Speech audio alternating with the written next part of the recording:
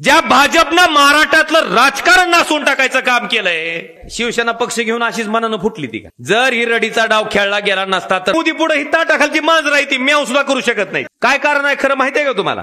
का म्हणले ह्यांना 70,000 कोटी खायचा माणूस आहे म्हणले, ह्याच्यासारखा चांगला खाणारा माणूस कुठे आहे म्हणले. येतोच आमच्या सोबत पक्ष फोडून का जातोच ज्याला. आता खोके आणलीच नाही तर द्यायची कुठून? गद्दारीला साथ दिली नाही म्हणून दुर्दैवानं आमच्यातली काही सुरत मार्गे गुवाहाटीला पालती पडली म्हणून गेले, परत आले. गेले नाही ते का गेले ते त्याचं कारण मी आज सांगतो तुम्हाला. पण निष्ठा काय असते आणि प्रामाणिकपणा काय असतो, विकास करायसाठी झक मारली म्हणते. 2.5 वर्षापूर्वी महाराष्ट्रातलं झालेलं घाणेरडं राजकारण तुम्ही आम्ही सगळ्यांनी बघितलं. सोपी गोष्ट नसते. आता इथं सांगणं भाषण करणं वेगळं असतंय, पण तेवढ्या 50 कोटीच्या संपत्तीवर लाथ मारायची.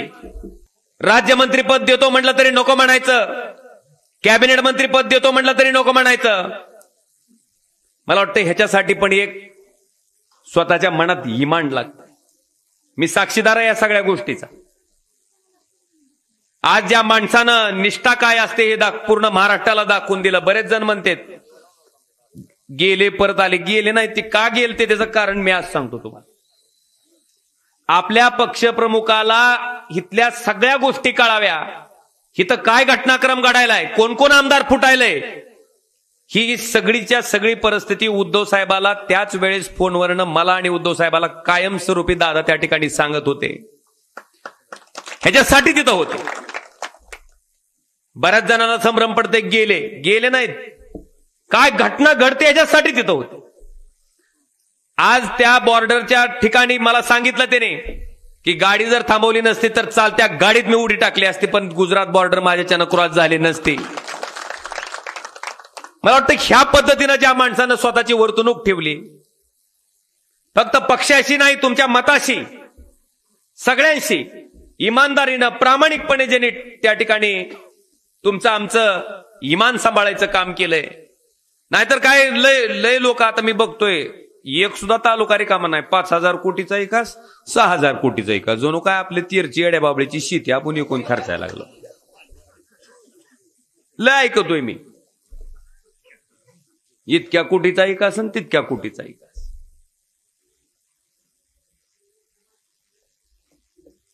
तुम्ही जरा बाजूला सारखा पुन्हा मागची बीज कायची बघा सांगतो आधीच. तर निस्ती विकासाच्या गप्पा सांगणारी लोक आणि खऱ्या अर्थानं विकास काय असतो मी प्रामाणिकपणे सांगतो की धाराशिवचं शासकीय वैद्यकीय महाविद्यालय, तुम्हाला वाटेल की आम्ही 2.5 वर्ष सत्तेत होतो. 2.5 वर्षामध्ये 2 वर्ष काय होतो, कोरोना होता. 6 महिने इनमिन आपल्याला काम करता आलं असं. त्या 6 महिन्याच्या काळात धाराशिवचं शासकीय वैद्यकीय महाविद्यालय मंजूर करायचं काम जर कोणी केलं असेल तर मला वाटतं कैलासदादांनी त्याचा पाठपुरावा करून ते मंजूर करून घेतलं आणि ह्या वर्षी डॉक्टर झालेले मुलं त्या ठिकाणी त्या कॉलेजमधून बाहेर पडतील. कृष्णा मराठवाडा सिंचन प्रकल्पाच्या बाबतीत अनेक वर्ष झालं आपण ऐकतोय. आपल्याकडची लोक बरेच सांगतात विकास करायसाठी झक मारली म्हणतात. बघितलं नाही का आता, विकास करायसाठी शब्दच आहे विकास. आता सुद्धा ती 5-5 हजार कोटी हुडकायलो मी सगळ्या मतदारसंघात हुडकीत येलोय. त्या 5,000 कोटीचाच परिणाम आहे की एका विधानसभेत की 60,000 लीड कुठं, 81,000 कुठं, 45, 55 अशाच लीड आहेत सगळीकडे. हे कशाचं होतं काय की सामान्य माणसाच्या कामाला, सामान्य माणसाच्या अडचणीला जर आपण पडत असू तर सामान्य माणूस कधीही विसरत नाही. सामान्य माणूस तेवढ्याच ताकदीनं आपल्या पाठीशी राहतो. खरं तर मी ह्या तालुक्याचा मनापासून आभार व्यक्त करतो की बांधवानो, लोकसभेची निवडणूक चालू होत असताना आम्हाला सुद्धा वाटायचं की बाकीच्या मतदारसंघात राहील, पण इथं जरा आमचं तुम्हाला माहिती आहे की जुना खेळ, जरा दचकतच म्हणायचं. पण दादाला आत्मविश्वास होता कैलासदादाला. कारण 5 वर्षापूर्वी तुम्हाला कैलासदादाचं काम माहित नव्हतं बांधवानो. 5 वर्षात एक आमदार जितक्या ताकदीनं म्हणून काम करू शकतो, मला वाटते महाराष्ट्रातला कुठलाच आमदार एवढ्या ताकदीनं काम करू शकत नाही तेवढं काम कैलासदादांनी केलं. कळंब तालुक्यात कुठलंही एक असं साधं गाव सापडणार नाही. मी तर आवर्जून सांगतो, इथं दयानंद गायकवाड साहेब माझे आमदार आहे, मी माझे आमदार आहे इथला. मला वाटतं आमच्या दोघात-तिघाचं मिळून जेवढा निधी होईल तेवढा एकटा कैलासदादानं 5 वर्षामध्ये निधी द्यायचं काम त्या ठिकाणी ह्या मतदारसंघामध्ये केलं. आणि ही करत असताना कुठं उहापोह नाही, कुठं गाजावाजा नाही, कुठं काहीच नाही, शांततेत. आणि एवढंच नाही, मला वाटतंय हिथं एक माणूस तरी सापडेल का हो कैलास दादा माझा फोन उचलला नाही म्हणणार, मला दाखवा बरं हात वर करून. जरी फोन नाही उचलणं झालं, कुठं सभेत असते तर महागारी फोन करून विचारते. आणि अतिशय कष्टानं, इमानदारीनं, प्रामाणिकपणे तुमच्यासाठी राबायचं काम त्या माणसानं केलंय. मला वाटतं ह्या निष्ठेला आता फळ द्यायची जबाबदारी तुमची आहे. मला अपेक्षित आहे की त्या माणसानं केलेल्या कामाच्या ताकदीवर त्यांना मतं पडली पाहिजे. त्या माणसानं दाखवलेल्या निष्ठेच्या ताकदीवर त्या माणसाला मतं पडली पाहिजे. मी तर सांगतो तुम्हाला की महाराष्ट्राच्या विधानसभेत सगळ्यात जास्त मतांना निवडून येणारा आमदार कुठला असेल तर मला वाटतं कैलासदादाच्या रूपानं ह्या मतदारसंघातला पाठवायची जबाबदारी तुमची माझी. आणि ती खात्री आहे मला. आमदार म्हणून नेमकं माणसानं ह्याच्यापेक्षा काय काम करावं. कृष्णा मराठवाडा सिंचन प्रकल्पाचा प्राधान्यक्रम सुद्धा त्यांच्याच काळात त्या ठिकाणी ठरवला गेला. दुधाळवाडीचा साठवण तलाव तिथपर्यंत प्राधान्यक्रमात कामं घेतली गेली.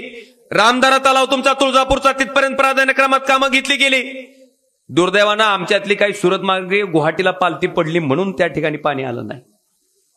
ती जर सवाशी राहिली असती तर तुम्हाला खात्रीनं सांगतो की रामदारा तलावात आणि दुधाळवाडीच्या साठवण तलावात पाणी आणून दाखवूनच तुमच्या पुढे मतं मागायला आम्ही आलो असतो. एवढंच नाही, तुम्ही बघा धनेगाव धरणाच्या पुढे बघा, तुम्हाला कोल्हापूर पद्धतीचा बांधारा हुडकून तर सापडतंय का पुढे तिकडे विलासराव साहेबाच्या मतदारसंघात? कोल्हापूर पद्धती बांधारा ते आपल्याकडेच आहे. इकडे जळकं तुटकं फाटकं कटकं मुटकं निश्चित कोल्हापूर पद्धतीचा बांधारा. आपल्या जिल्ह्याचं पाटबंधारे मंत्री कोल्हापूर पद्धतीचा बांधारा. काय फरक आहे हो? धनेगाव धरणात जेवढं पाणी थांबतंय त्याच्या 60% पाणी पुढच्या त्या बॅरेजेस मध्ये थांबतंय. धनेगावच्या पुढच्या जेवढे बॅरेजेस आहेत तेवढे. मग ती नदी आपल्यातून जात नाही का कळंब तालुक्यातून? होय, मांजरा जात नाही का तेरणा जात नाही?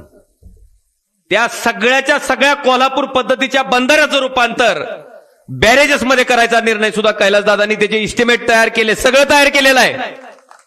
केवळ गद्दारीला साथ दिली नाही म्हणून मला वाटतं त्यांना थांबावं लागतं. पण मी आज तुम्हाला सांगतो की आपल्याकडचा सिंचनाचा अनुशेष भरून करायचं काम त्या ठिकाणी कैलासदादाच्या रूपानं आपल्याला करणारा एक कार्यकर्ता. आणि सगळ्यात महत्वाचं, त्यांनी ग्रामपंचायत पासून आलेत, ग्रामपंचायतचा सदस्य, पुन्हा सरपंच, पुन्हा जिल्हा परिषदचा सदस्य. एखादा माणूस कलेक्टर झाल्यावर कसं असते, त्याला पहिल्यांदा तलाट्याचं काम करायला लावते, पुन्हा तहसीलदारचं काम करायला लावते, त्याला कळवू लावते सगळं. डायरेक्ट मंत्री झालेल्या माणसाला कसं कळायचं खाली ग्रामपंचायत कशी चालती म्हणून? पण दादाने ते सगळं अभ्यास करून आलेले आहे. बारक्यातल्या बारक्या गोष्टीचा की गाव पातळीवर योजना कशी राबते, गावाचा विकास त्या ठिकाणी कशा पद्धतीने साधला पाहिजे, सगळ्या बजेटचे हेड त्यांना माहिती आहेत. मला वाटतं ह्या पद्धतीनं काम करणारा एक सामान्य शेतकरी कुटुंबातला तरुण आहे. आणि निश्चितपणे मी बऱ्याचदा बघतोय की विलासराव देशमुख साहेबांची तुलना होती.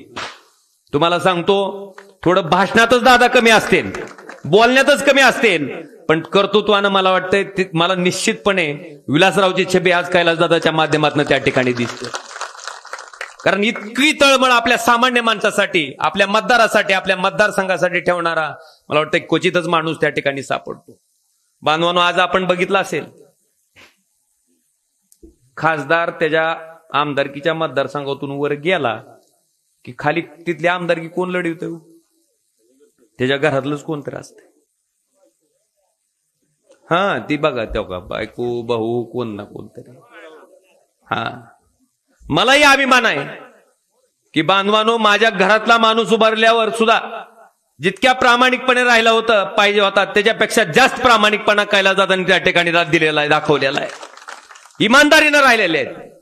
आणि खरंच एक कार्यक्षम नेतृत्वाला जर संधी मिळाली तर त्याच्या माध्यमातनं आपल्या जिल्ह्याचं राजकारण कशा पद्धतीने बदलू शकतंय ह्याचं मूर्तिमंत उदाहरण आज कैलासदादाच्या रूपानं तुम्हाला आम्हाला सगळ्याला पाहायला मिळते. हा, आमच्याकडे कमी एकच आहे फक्त, काय? आता खोके आणलीच नाही तर द्यायची कुठून? तुम्ही काम एवढे केले असतील, कुठल्या कामाला आहे का कवा? आता आमच्या परिस्थितीकडे बघून काय काही जण उगाच हाणते त्या आटाण्यावर, होय, पण काम तुम्ही केलं तुम्हाला माहिती आहे की एखाद्या माणसाचं काय व्यसन आहे, काय खोड आहे, होय, ही सांगायची गरज नसते, दिसत असते, ती लपून राहत नसते.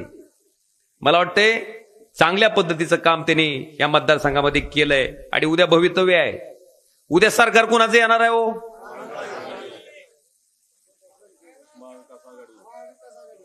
हम तुम्हारे पीछे नाही आगे है म्हणायचं तुम्ही. उद्या सरकार महाविकास आघाडीचं आहे. महाराष्ट्रातलं सगळं राजकारण तुम्हाला आता हो का लय सांगायची गरज नाही. मग खरंच आम्हाला कधी कधी आम्हाला स्वाभिमान अभिमान वाटतं, अरे आमच्यासारखी भले पैसे नसतील आमच्याकडं, भले मोठ्या मोठ्या पदावर आम्ही कुठं काम केलं नसेल, पण निष्ठा काय असते आणि प्रामाणिकपणा काय असतो मला वाटतं निश्चितपणे महाराष्ट्राला दाखवून द्यायचं काम त्या ठिकाणी मला वाटतं ह्या कैलासदादाच्या माध्यमातून झालेलं आहे. तुम्ही बघितलं असेल ही काय शिवसेना पक्ष घेऊन अशीच मनानं फुटली ती का? काय कारण आहे खरं माहिती आहे का तुम्हाला? हा हा हा आता टप्पा बरोबर पडला बघ ईडी म्हणल्या.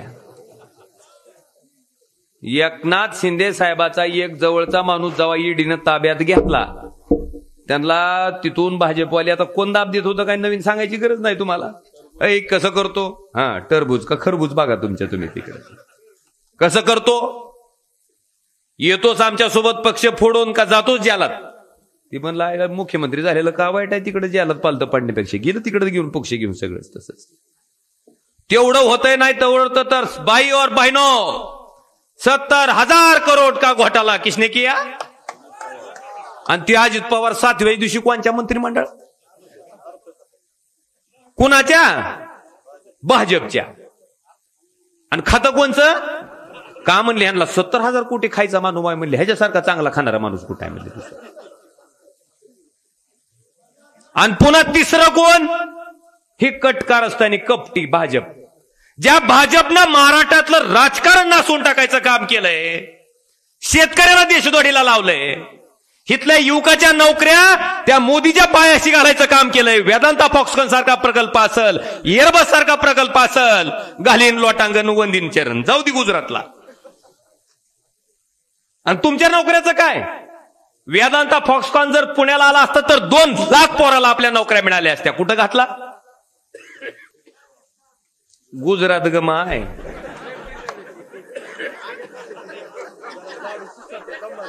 बर होतंय असं कवा कवा होतंय. पुढच्या उमेदवाराचं तसंच आहे.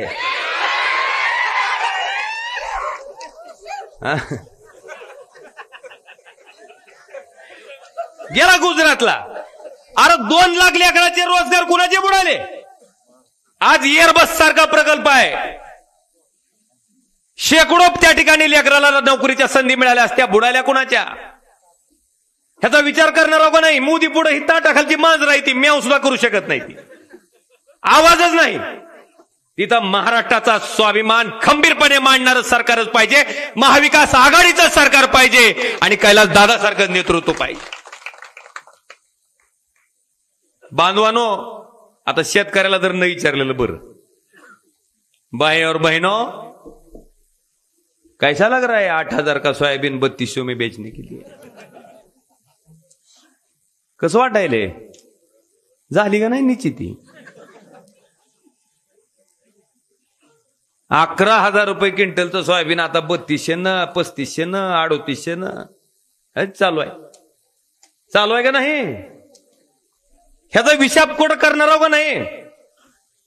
शेतकऱ्याला देशोधडीला लावलंय, तरुणाला देशोधडीला लावलंय, त्यांच्या बाजूनं गद्दारीत साथ दिली की त्याला पैसे. बघा तुम्ही कोट्यावधी रुपयाची कामं जनतेसाठी असते, तर आमदारासाठी नाही.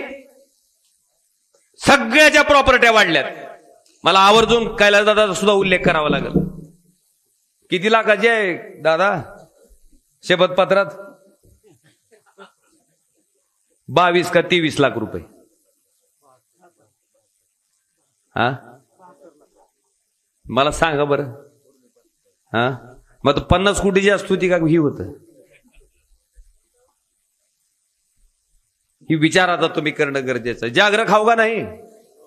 आता इतकं तुम्हाला सांगतो, नेतृत्व चांगलं योग्य वेळेला जर नाही स्वीकारलं तर काय अवस्था होती. फक्त एकदा लातूरकडे बघायचं आणि धाराशिवकडे बघायचं, दुसरं लय बघायची गरज नाही.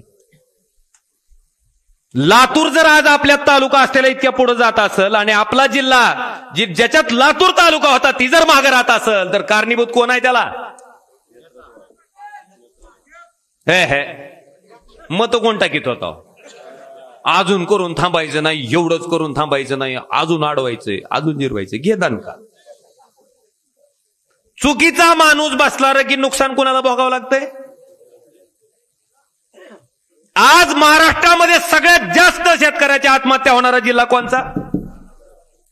दरिद्री जिल्ह्याच्या यादीत देशात क्रमांक 3चा जिल्हा कोणचा? ही भूषण आहे तुमचं? मला वाटतं ह्याचा विचार करा. ही निवडणूक येत राहील, निवडणूक जात राहील.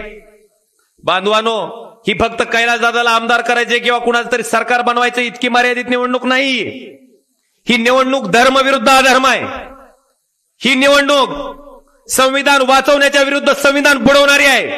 ही निवडणूक लोकशाही वाचवणारी विरुद्ध लोकशाही बुडवणारी आहे. ज्या डॉक्टर बाबासाहेब आंबेडकरांच्या एका मतामुळे लोकशाही प्रगल्भ झाली, ज्यांच्यामुळे झोपडीत राहणाऱ्या माणसाला सुद्धा एकाच मताचा अधिकार आहे, आणि त्या ठिकाणी अंबानीच्या कुटुंबातल्या सुद्धा एका माणसाला सुद्धा एकाच मताचा अधिकार आहे. ही समसमान लोकशाही निर्माण ज्या डॉक्टर बाबासाहेब आंबेडकरांनी केली ते संविधान जपण्यासाठीची ही निवडणूक आहे. जपणार का नाही? जपणार का नाही? आता इतक्या काड्या केल्यात तुम्हाला सांगतो, सगळं काय पाहिजे तेवढ्या काड्या करून झाल्यात. आता पहिल्यांदा धर्माधर्मामध्ये भांडणं लावून बघितली. तिथं बघितलं हिंदू कीकडे येतंय का, मुस्लिम कीकडे येतंय का, पुन्हा एमआयएम उभा करायचं, त्यांची मतं तिकडे घ्यायची, ती प्रयत्न. त्याच्यानं भागणच गेलं. लोकसभेला कसा कुचा बसलाय पाटाडात. आपण महाराष्ट्रात क्रमांक 2च्या लीडनं आलाव. तुम्हाला माहितीये का नाही? तर ती बी माहित नसायचं बॉम्बलायला. 1ला आला असतो पण ती लय घोळ केलता. काय घोळ केलता?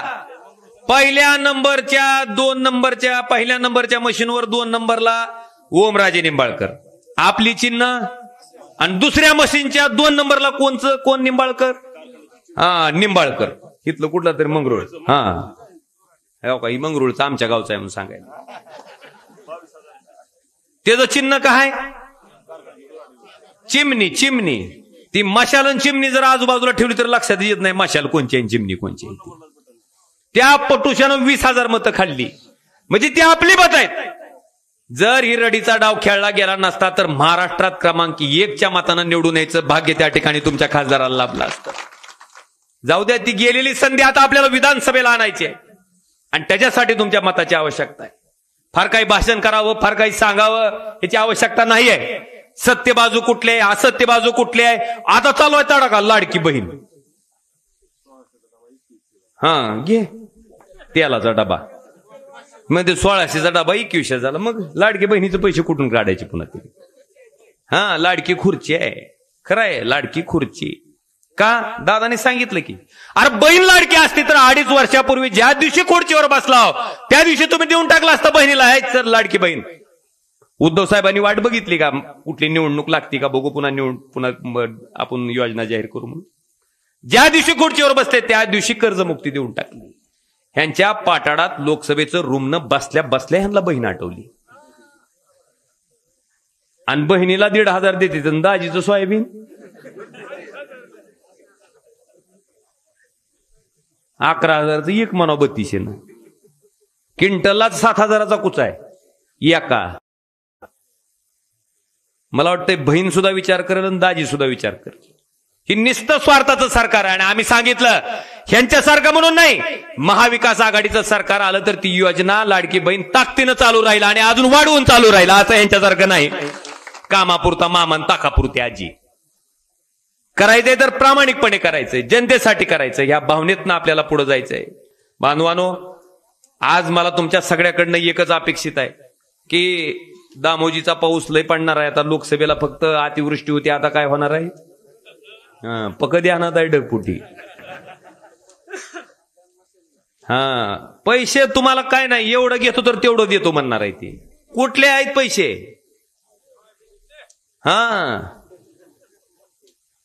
हाणलेलं आपलंच देणार आहेत. तुम्ही विचार करा. आणि पुढच्या उमेदवाराबद्दल काय सांगायची गरज नाही, खरंच आवश्यकता नाही. मी काम केलंय की एवढं जर देखणं असतं तर आणि एक सांगतो तुम्हाला, आता खंडोबाच्या दारात उभा आहे मी, आपली नियत साफ असावी लागते आणि मन स्वच्छ लागते, तेव्हा परमेश्वर असं यश देत असते.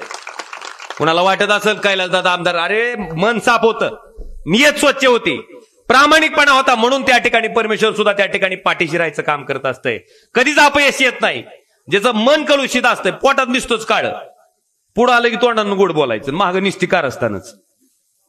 आता आदर्शच फडणवीस साहेब म्हणल्यावर काय, आपल्यातला फडणवीस म्हणायला हरकत नाही. आपण हमेशा आग लावीत हिंडायचं, नीट सांगायचंच नाही कुठलं.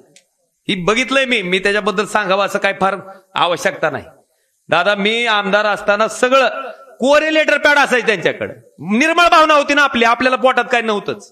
पण काय वागणूक मिळाली मला वाटतंय, इथले कार्यकर्ते बी साक्षीदार आहेत जवळचे. आता जास्त करून आमदार साहेब सांगू शकते त्याच्याबद्दल फार.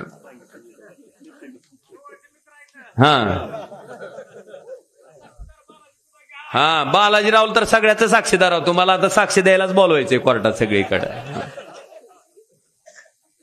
असो बांधवानो, तुम्ही सगळ्यांनी आजपासून उगर रात्र वायऱ्याची आहे, पैशाच्या ह्याच्या ताकदीवर सगळी मंडळी तुटून पडणार आहेत. आपल्याकडे फक्त कमी काय आहे, हित जरी नसतं तर ती वरच देणार आहे. का तर त्यांच्या गद्दारीत आम्ही सामील झालो नाही म्हणून. पाहिजे तेवढे पैसे टाकणार आहेत, वाटल तेवढे पैसे त्या ठिकाणी ढगपोटे नाही आत, काय तसा महापूर येईल ती सांगता येत नाही. पण बांधवानो, जसं कैलास दादाने तुमच्या सोबतचं इमान तोडलं नाही, तशाच पद्धतीने तुम्ही सुद्धा आमच्याबद्दलचं इमान कुठं तोडायचं त्या ठिकाणी स्वप्नात सुद्धा विचार करू नका, हीच विनंती तुम्हाला मी त्या ठिकाणी करणार आहे. पोस्ट ग्रॅज्युएट डिग्री कोर्सच्या माध्यमातून परिपूर्ण राजकीय नेतृत्व घडवणारं आणि प्राध्यापक राहुल कराड यांच्या संकल्पनेतून साकारलेलं भारतातील पहिलं institute MIT school of government.